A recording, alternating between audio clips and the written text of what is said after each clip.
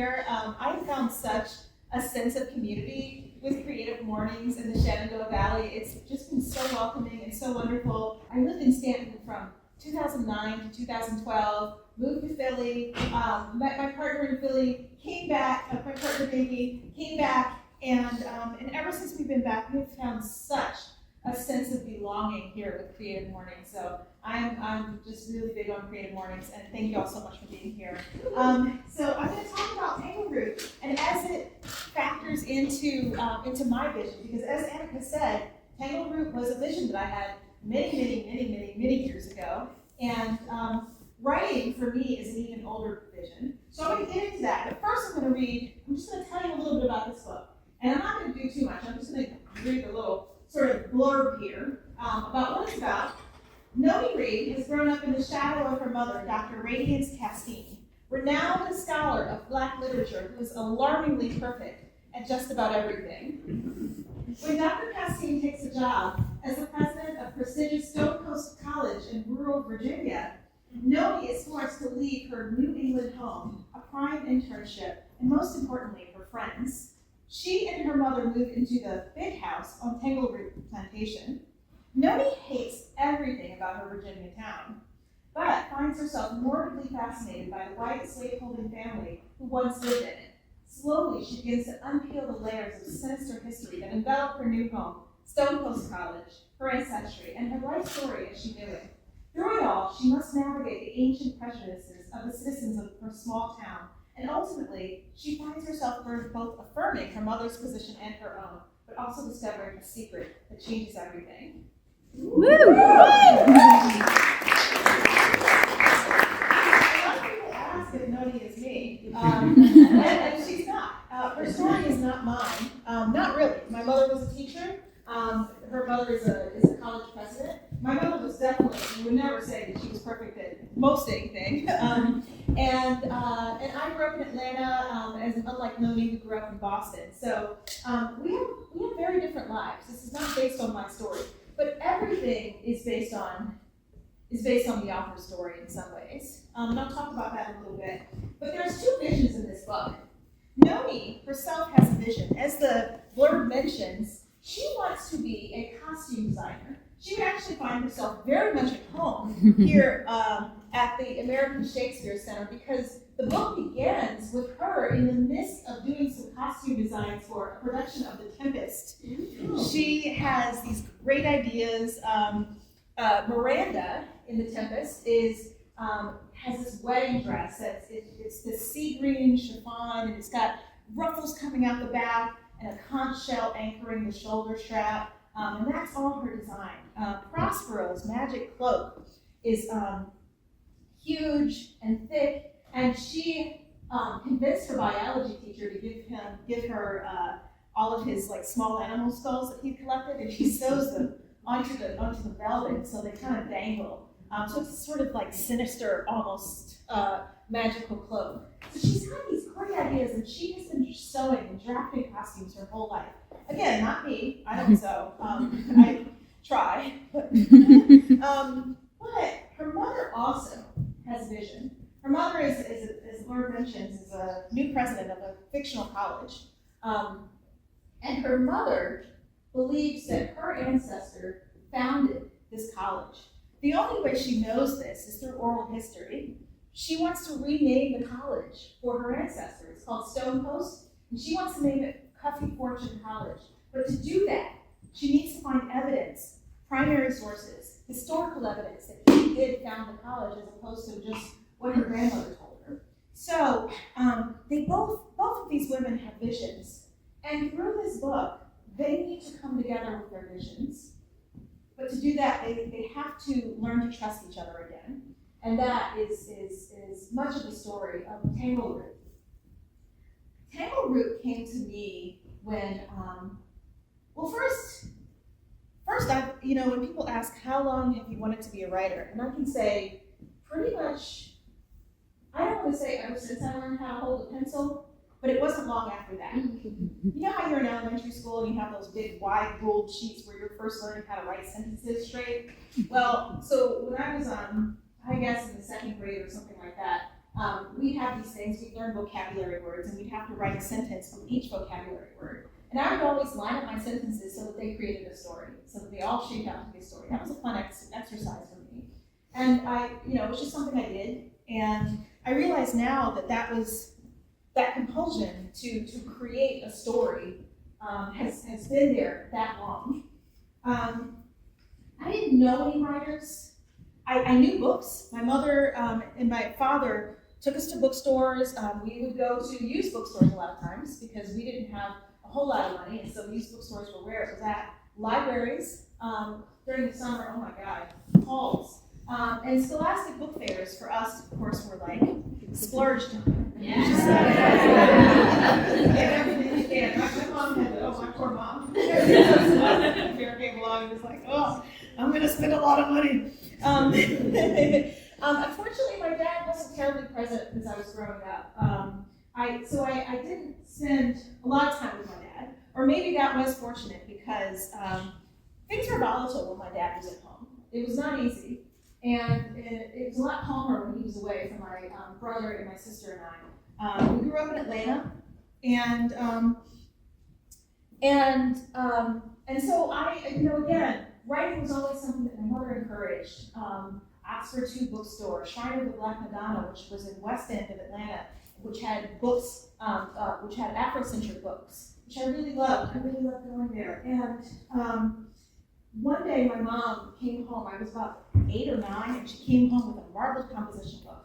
And that changed my world. That just shook it up. I'm like, a whole book with empty pages just for me to write in? Oh my God. And I still have composition books dating back to when I first started writing. And so that was my journey into knowing that I wanted to be a writer. When I was in middle school, I met my first writer. I read so many books, but I actually didn't know that writers, they seemed so mythical, like celebrities, they didn't seem like people like me, just normal old people. And a friend of mine's uncle had published a book, and he was a professor at Georgia State, and my mom, drove us all the way across town to Georgia State, and my sister was bored as heck, because she was kind of just like, oh, I'm really not interested in this. And I was like, wow, a writer in the flesh, my God. And then, of course, the book signing happens, and my mom buys a book, and she shoves me forward, and she's like, my daughter is going to be a writer, and it was just a certainty, she's going to be a writer.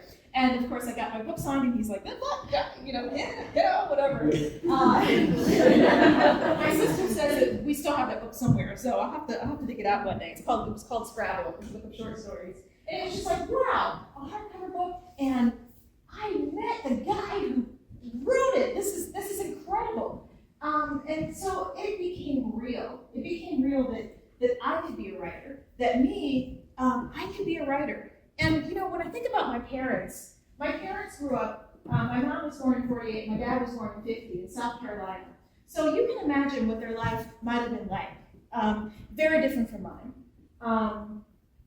And much fewer opportunities. In some ways their visions had to be more limited because they felt that they could get what they could get. And reality bolstered that. My mom still remembers driving to New York with her family to visit cousins who moved up there, and having to stop at the side of the road to use the restroom because you couldn't go to bathrooms, you couldn't go get lunch.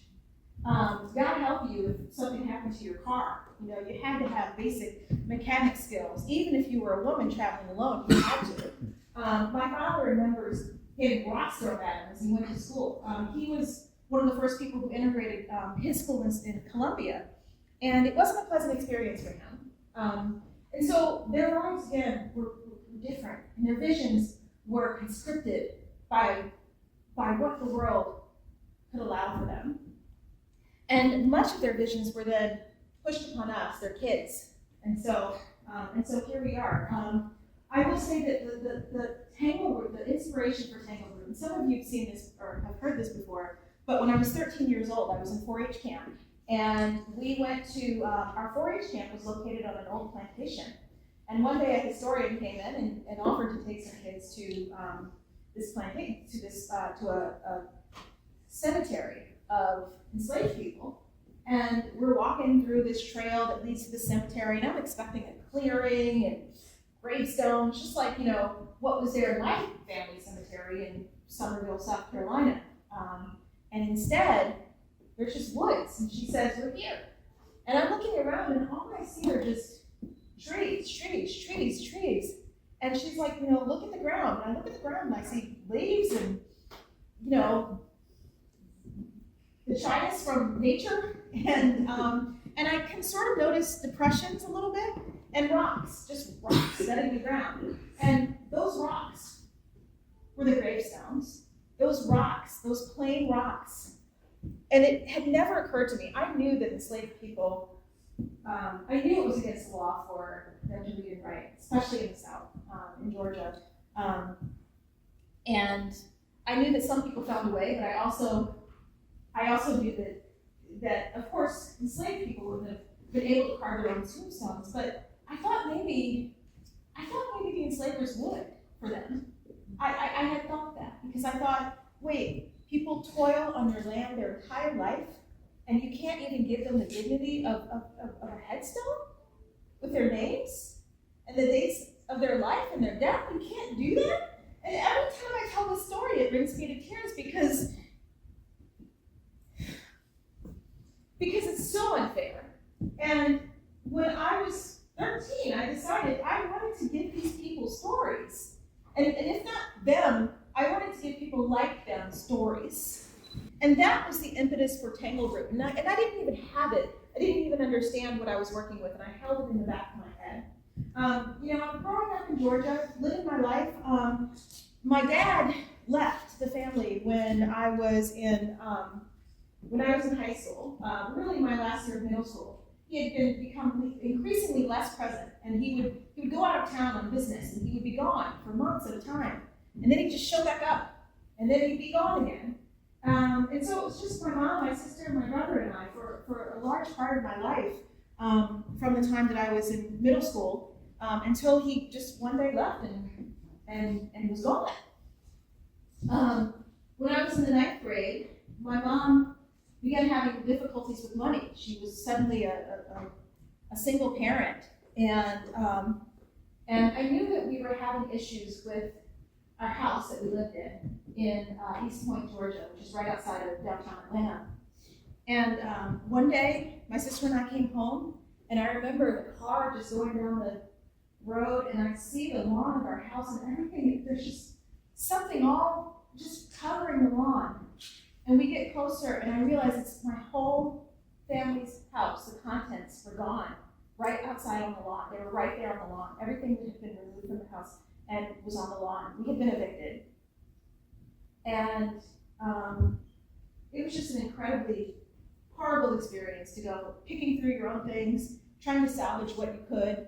My mom pulled together. We found a place to rent quickly, and we had friends and family come to, I had some cousins living in town, and they kind of came and helped.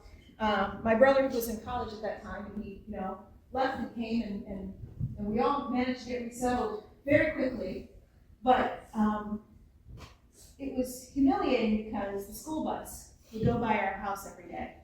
And so, of course, I go to school, and everybody's saying, those rich girls, because they called us rich girls, even though we weren't, by our neighborhood standards maybe, but certainly not, we certainly weren't being evicted, but yeah, those rich girls got evicted. And fortunately, there were some people in our high school who were really understanding and kind and offered to help.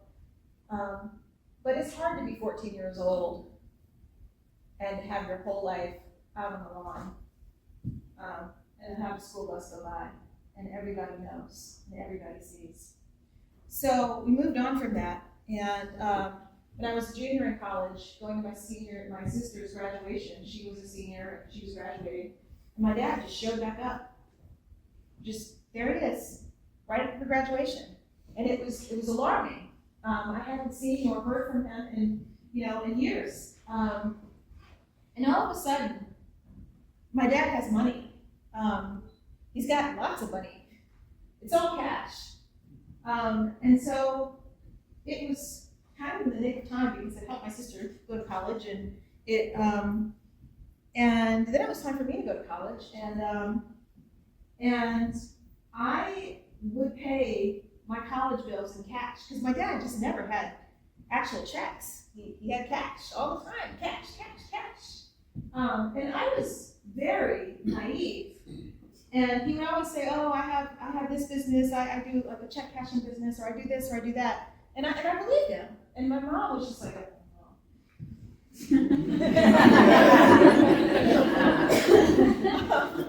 But I was in my early, I was in my late teens, and I believed him. And it wasn't until I was a bit older when I understood. But while I was in college, I also learned that I had younger siblings. That my dad had remarried, and I had siblings who the oldest one was 3, and the youngest had not yet been born. And that was a shock too. It was just kind of like, oh my God, I'm 21 years old, and I'm discovering that I've got these siblings. And it just kind of shakes you. It shakes you quite a bit. And it was hard for my mom. It was really hard for my mom. And around that time, and really before then, really when my dad left was when my mom began drinking more. She would always have like a glass of wine after work, and then it became 2 glasses, and then sometimes she'd have a glass before she went to work. And it was just so normal to me, just so normal, that I didn't understand that something was wrong. And so my dad was arrested shortly after I graduated from college, and it was right around the time that I got a, quote, real job. I started working for a nonprofit. My dad was arrested. They were federal charges. He was sentenced to 16 years, and he only got that short of a sentence because he was higher up on the chain, because that's how sentencing works for drug trafficking, and that's what he did. He had been drug trafficking. So interestingly enough, while my dad was in prison, we wrote to each other. And I still have this cache of letters that we wrote to one another, because I actually communicated with him more while he was in prison than I did at any other time in my life, I think.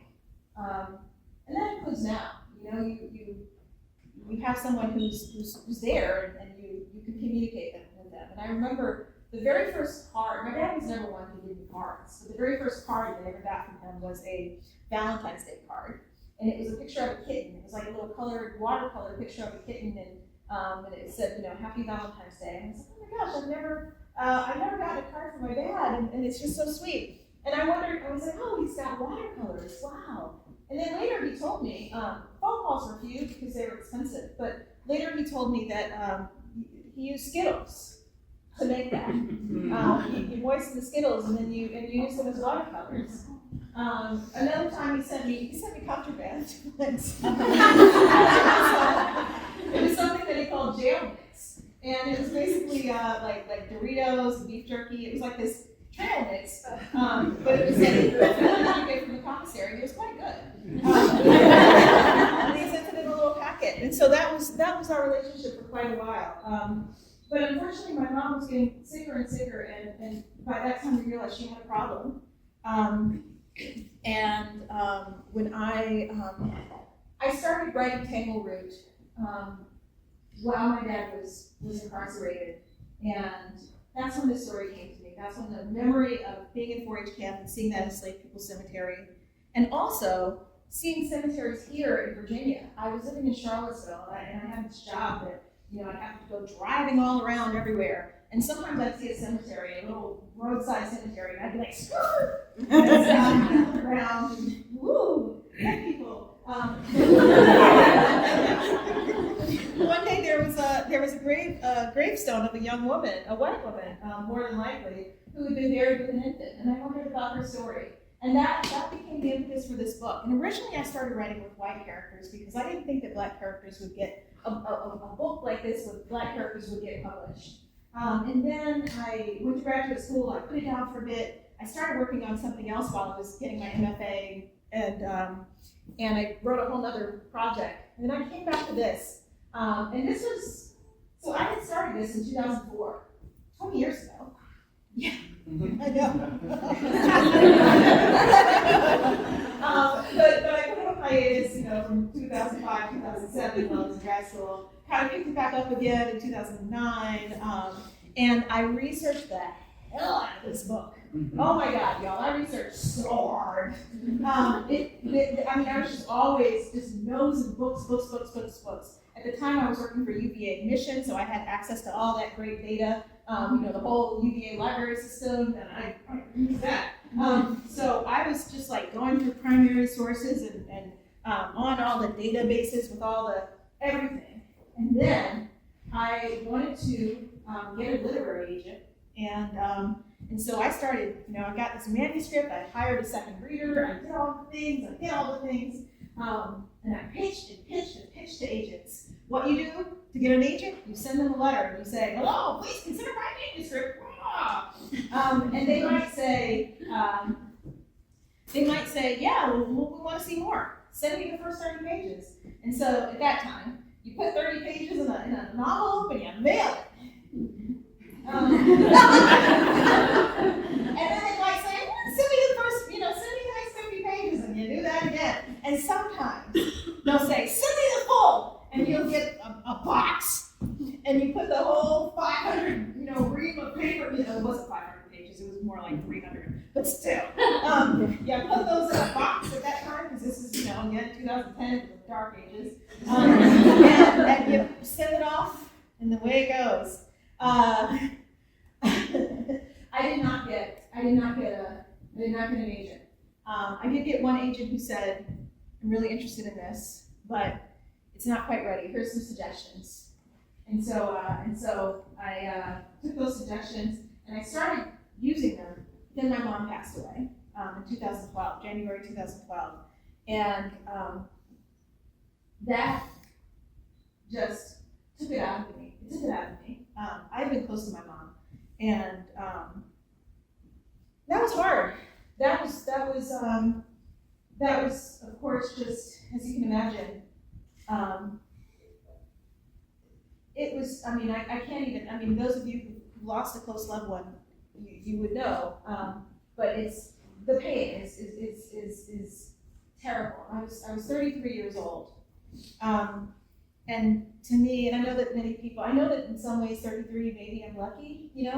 I was an adult, but it was too soon. It was just too soon.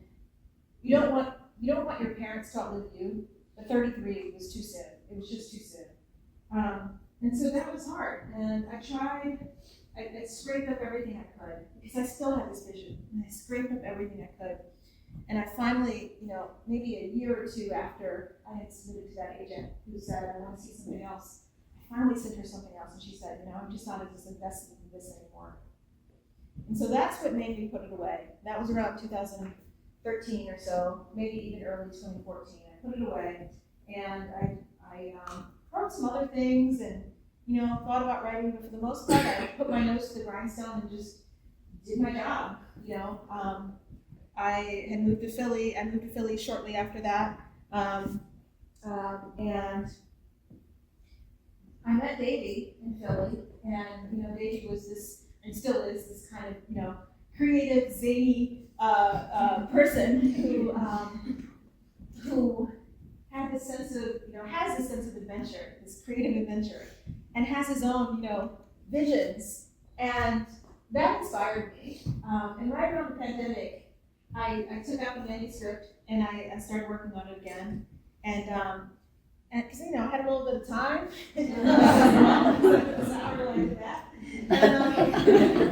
and we had gone to we'd gone to Richmond, and that's what really kind of spurred me to do this, was going this trip back to Virginia back in 2020. And I applied for a writing residency that I didn't think I would get, but I applied for it anyway, and I got it. I was like, "Oh my God!" And this writing residency is one of those writing residencies where they're basically like, "Here's an apartment, here's the key," actually it's not a key, it's key code.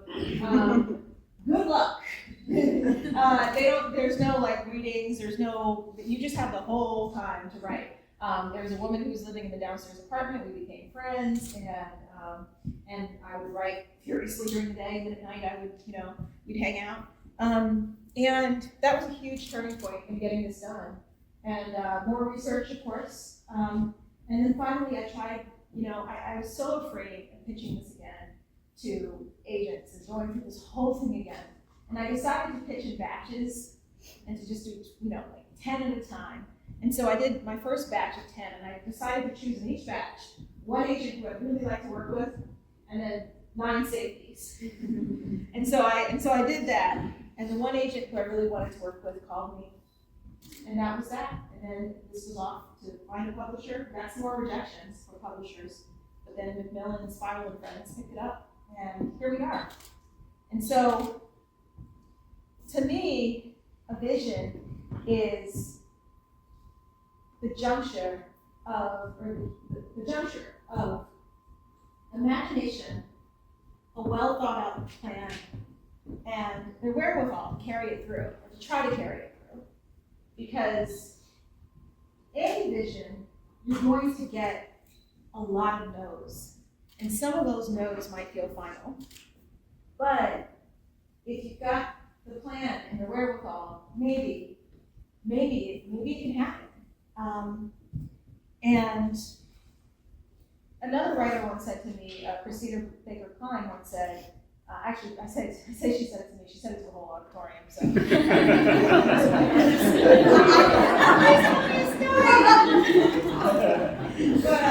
But she said follow the yeses. When you get a yes, keep following that yes. You're gonna have the no's, leave them behind. Just you got a yes, follow it like it's the smell of a cinnamon roll in the oven.